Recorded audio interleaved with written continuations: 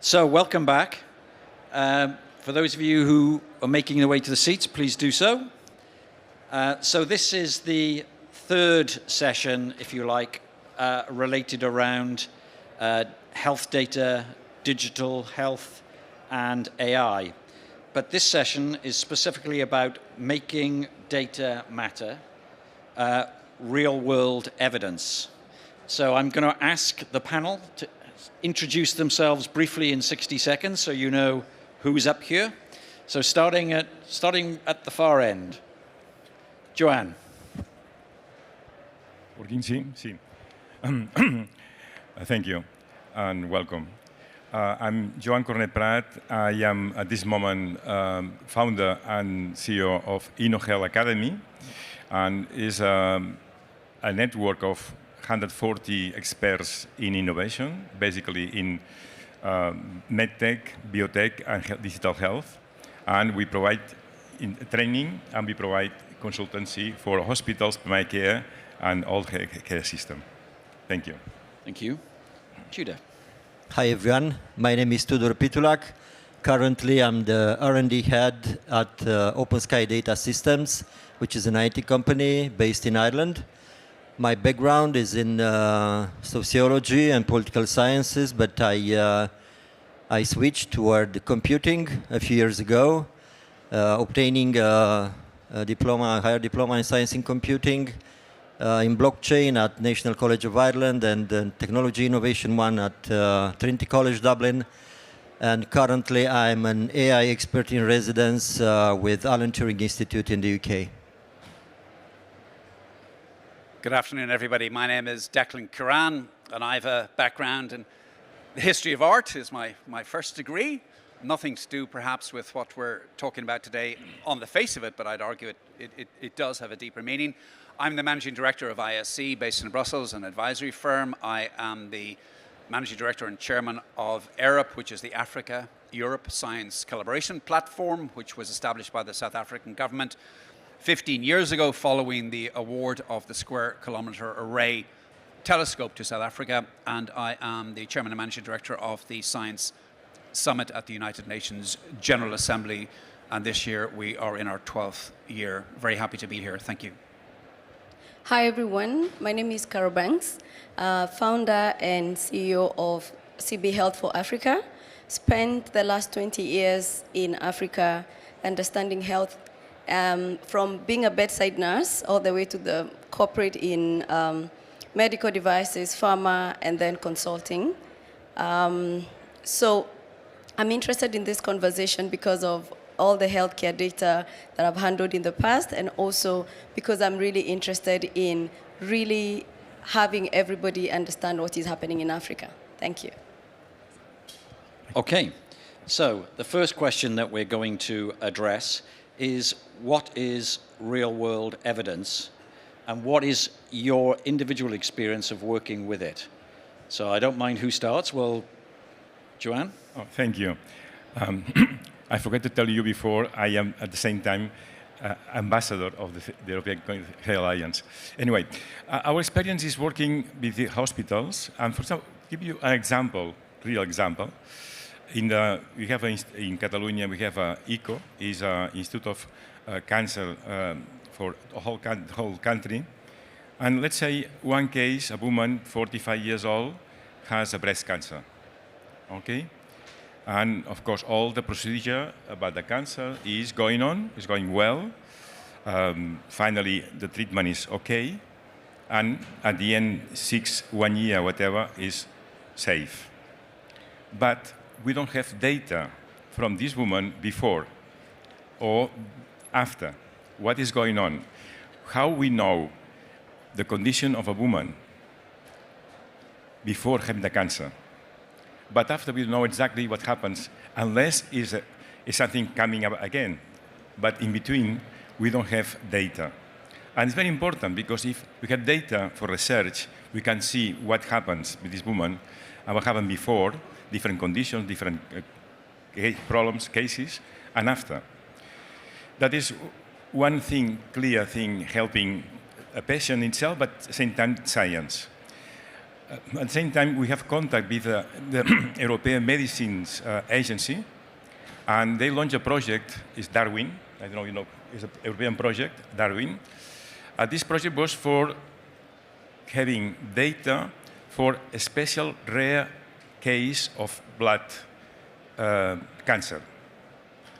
And they work for 2 years on that.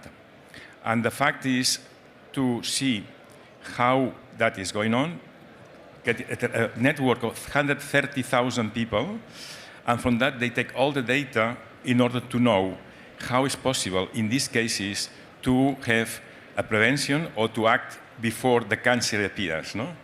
And now this network is getting bigger and bigger, and that allows to have more data for the clinical side, but at the same time data for the research in cancer issues, for example. But there are a lot of things.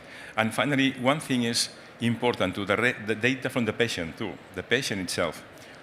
I think there are our experience is two sides. One is the data for people healthy, because we are all talking about illness. We have to know the healthy people, why is healthy, that to learn from that. And with all these wearables and company, is a lot of data to know what happens. And in this process data, and that some illness coming, we know what happened before. And this data, the problem is nowadays very difficult to process, to have a process, because it's data from the patient or from the healthy person, and it's not easy to make that included in the medical record. It's huge data. But what we're working in one very interesting thing is how to filter all my information as a citizen healthy, and all this data for some years, and that could be not every day, but could be a summary with AI to see Joan Corneprat has these problems because all this data. But that's very important to have, is filtering and to get exactly the data needed to make research or to make something with me because I have something not working. But it's the two sides of that. That's very important, but the filter, I'm working on that to have which areas we can filter in order to have the data in a summary for weeks, for months, or for years. Thank you. Well, I will give you an example of how we contribute in this area of real-world data, which is part of real-world evidence.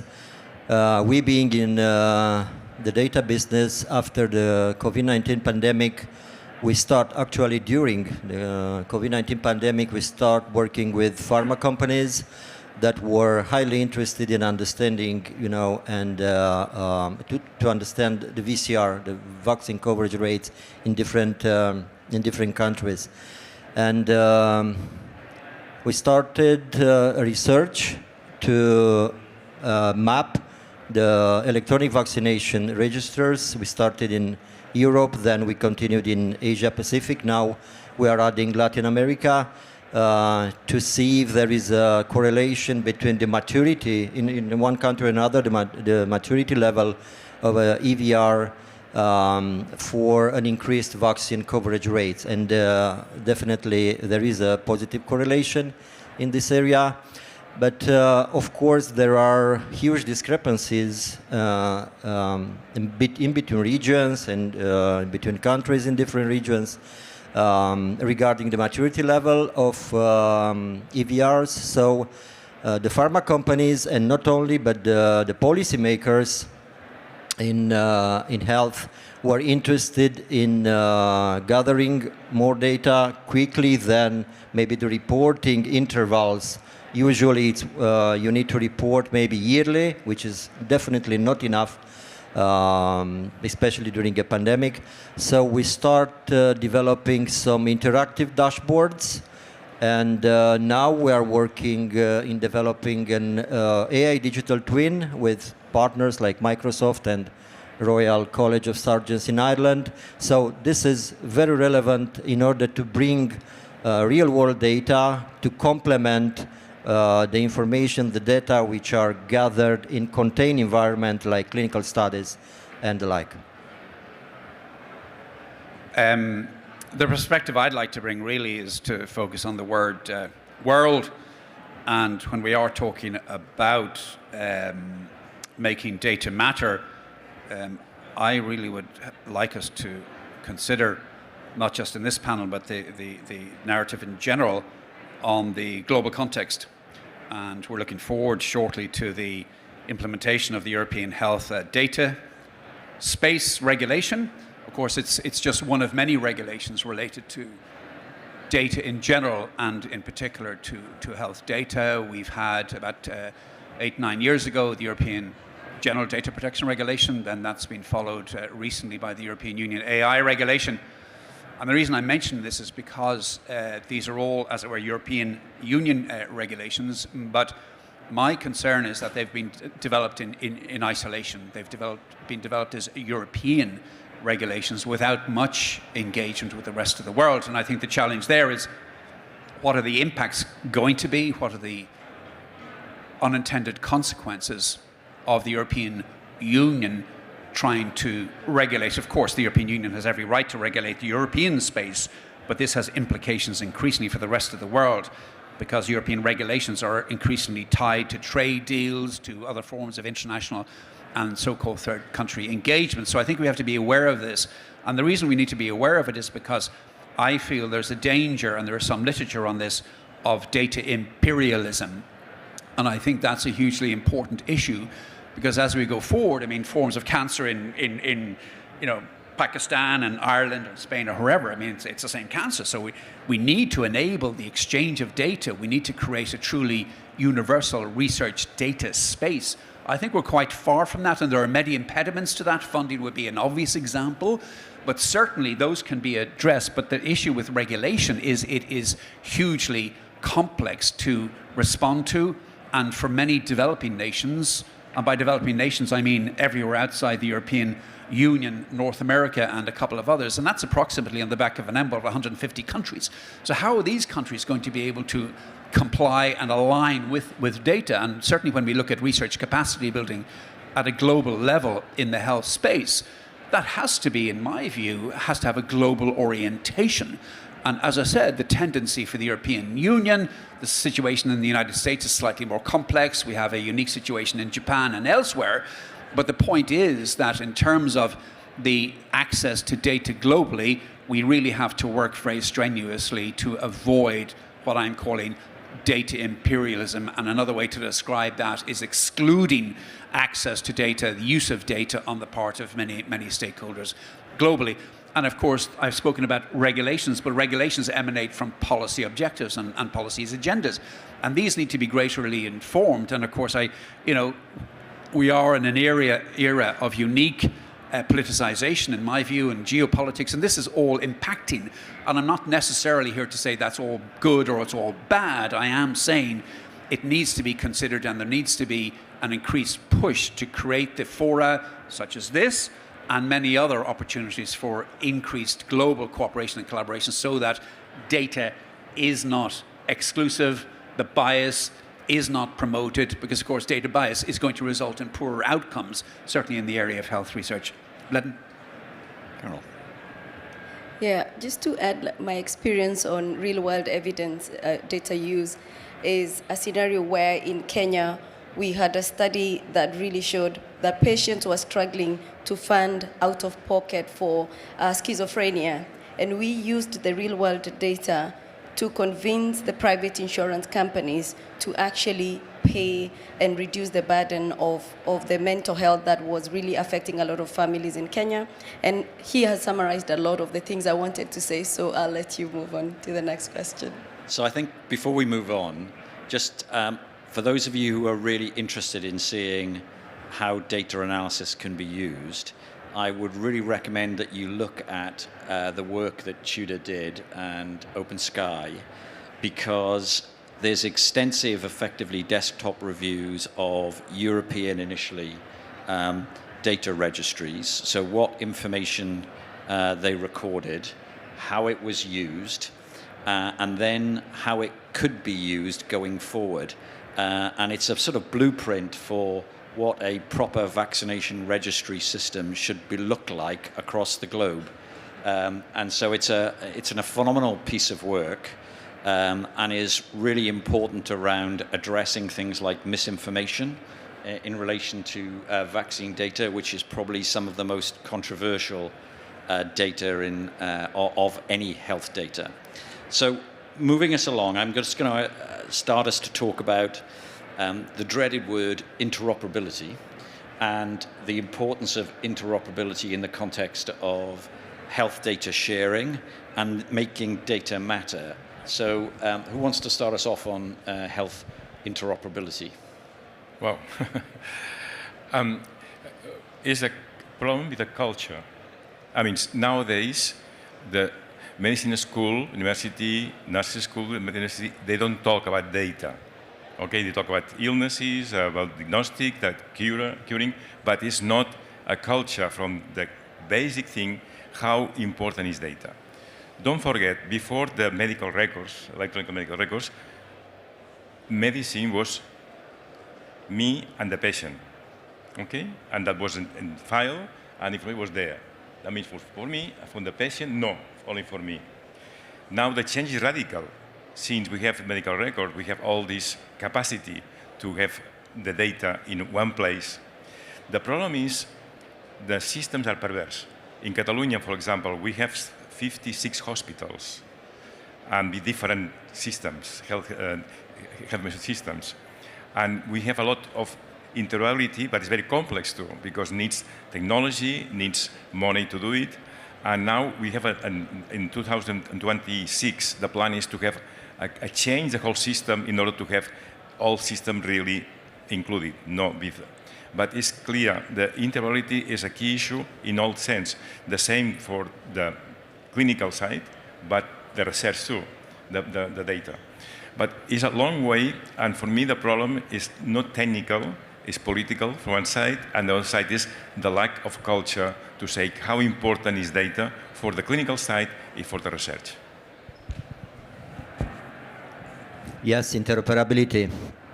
I'm sorry if my intervention now would be too much European-centric, but in European Union, interoperability is a hot topic, and I am part of Interoperability Europe Academy and Semantic Interoperability Conference, but we need to connect this in a framework which also contain the European Blockchain Services Infrastructure and the once-only principle and other European initiatives which are leading to interoperability in the area of public sector in Europe. But we can go farther on because I hope that in Europe we will start using maybe HL7 and FHIR, which are standards that could be used on a global level, accelerating to a high-speed interoperability of what we discussed already, but not only in vaccination, but in many areas in health data in general. And of course, I'm sure that we'll have the opportunity, hopefully at the time as well, to discuss about the European health data space and of course the next steps, to put AHDS on the run in Europe and maybe, who knows, even beyond the European Union. No, absolutely. I think it should be beyond the European Union. I think with health data standards and interoperability, can't be divorced from the issue of data regulation. And I think this is a challenge both in Europe and in globally. And as part of the European Union approach to health data, they're promoting the issue of standards, and I think this is wonderful, and I really support that. Only problem is, if you don't own the standards, i.e. in Africa or many other parts of the world, then how do you comply with these standards? And that's a huge challenge, including in terms of cost. So I think that needs to be part and parcel of how we approach global data, because I think without that, we're not going to be able to address global challenges, and we're in a post-pandemic era or a pre-post-pandemic era, whatever you want to call it. I think that really needs to help us focus on global interoperability from a purely and truly global standards that are inclusive. In Africa, we still have a lot of silos, so systems not communicating with each other in areas where we already have the electronic health records and systems to capture patient data. However, we still have a lot of paper-based kind of operations happening, and I think it's one of the key areas of focus right now by African governments and the private sector to digitalize health and make the data much more insightful when it comes to decision making. Okay, so picking up Joanne's point about political, so what that really means is those of you who are as old as I am will remember the Betamax VHS wars around which was the best standard for video, and generally regarded that Betamax was the superior product, but the one that won out was the one that wasn't owned by Sony. And so governments tend to be protectionist in terms of which standards that they adopt and see competitive advantage. One former US chief scientist described standards as like toothbrushes. Everybody has one, no one wants to use yours. So that's part of the problem, and as long as I've been talking about healthcare, we've been talking about interoperability. And as Carol said, what we have to do is break down the silos. We have to leverage the information in the various data sources to the benefit of mankind. So that's the challenge that we're dealing with. So perhaps now we can just quickly talk about ethics for a second in the context of data, because I think we're all permissive users of data. We want to see the value that's inside data sets being used for innovation, improving outcomes. But there's also a challenge around how that data is being accessed and used. So can we just quickly talk a little bit about ethics? Yeah, jump in. Well, I will continue briefly the previous question very briefly, because when you presented your conclusion now, I remember about a concept in international relations, which is fragmentation, which is fragmentation, and we need to be aware that the system will be fragmented, but we need to seek for integration as well. So fragmentation, maybe we can use this concept. Regarding ethics, I think that, again, European Union, AI Pact, AI Act, and then AI Pact, because people is aware about AI Act, but knows not so much about the AI Pact. We are a signatory of the AI Pact, and they started very interesting. The first step, it's about educating people. They prepared the repository of practices in this area, and it is very important because you cannot have ethical AI without having all stakeholders educated in this area. So I think that this is an interesting first step. And yes, we can have a lot of slogans and ideas, but those are actually real steps that have been made, and it is developing. And I think that, okay, we know that we know in the United States, in China, they are accelerating the development of AI. But I think that what Europe is doing with focusing on regulations and on ethics, it's at least of the same importance as the development of AI. So in Africa, when you mention data use, everybody cringes. Everybody is so skeptical about data that it's so difficult to engage on that topic. But I think when you look at ethics, it really is the foundation of this is patient-level information we are talking about. So one of the key things is that there has to be anonymity. So you cannot have patient records exposed with the names of the patient and so many other identification details. And what we are currently trying to do in Africa is to have policies and standards on how to ethically use patient-level information. It's a conversation that is really just started. We don't even have like guidelines on exactly how to use real-world evidence data. But I feel that there is a lot of trust issues. Everybody wants to store their own data. And again, that presents another issue of the silos that we've just been talking about. It's a developing conversation in Africa, and we definitely have a lot to learn in that space because there is no need of having so much data, but we cannot use it because everybody is trying to protect their own data. Yeah.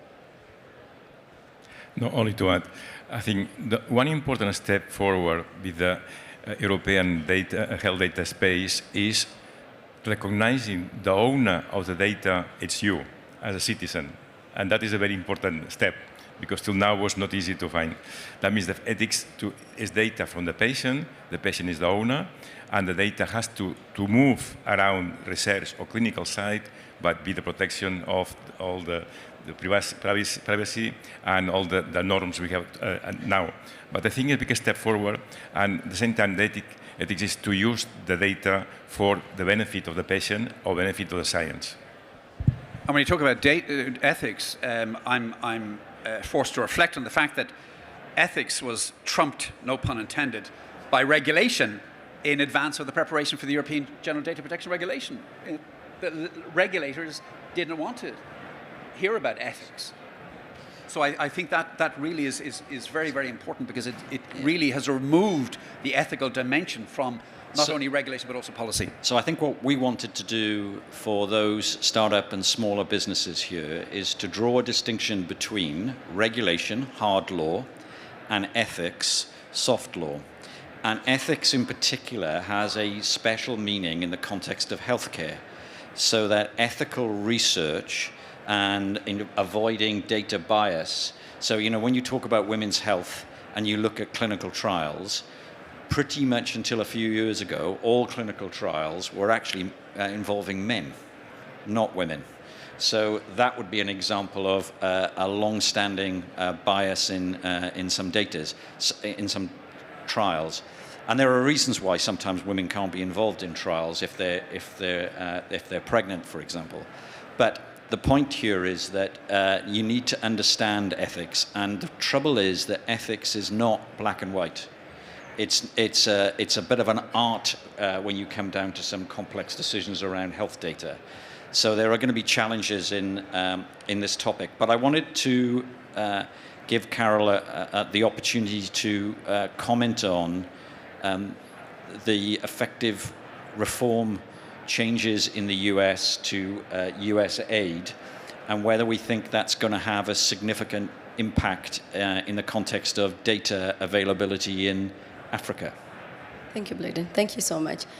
So I think I just want to give a context on Africa to build on what my colleague Phil, who was here, said. So looking at the population of Africa right now and in the few years to come, by 2050, Nigeria is going to be the third most populous country in the world. And if you add DRC and Ethiopia, that gets to almost 1 billion people. Now, by 2100, Africa will form about 80% of the population of the world. And Africa is going to be a very young population, just as it is right now. So thinking about that, the recent changes are a huge wake-up call to Africa, because there's no way that 80% of the population of the world is going to be donor-dependent. So I think what has happened is something that is really an opportunity for Africa, especially the private sector, to reinvent the way we fund healthcare and in many other sectors. I also see this as an opportunity for people to really invest in Africa, because Africa is not just the present, it's actually the future of what we will be seeing. And for example, if you look at some of the programs that drastically stopped, we don't understand what's going to happen to the data that has already been collected. That means that we need to build our own sustainable systems that we can say we have the data, we understand what is going on, whether it is for clinical trials or for any other decisions that need to be made for a population as important as one that is going to actually become more than half the population of the world in a very few years. So fantastic. I suspect that we could be talking about this topic for quite a few hours, quite easily. So I'd encourage you to look out. If you want to ask questions, you want to engage with the panel, they'll be here for the rest of the afternoon. So please do. So show your appreciation in the usual way. Thank you very much.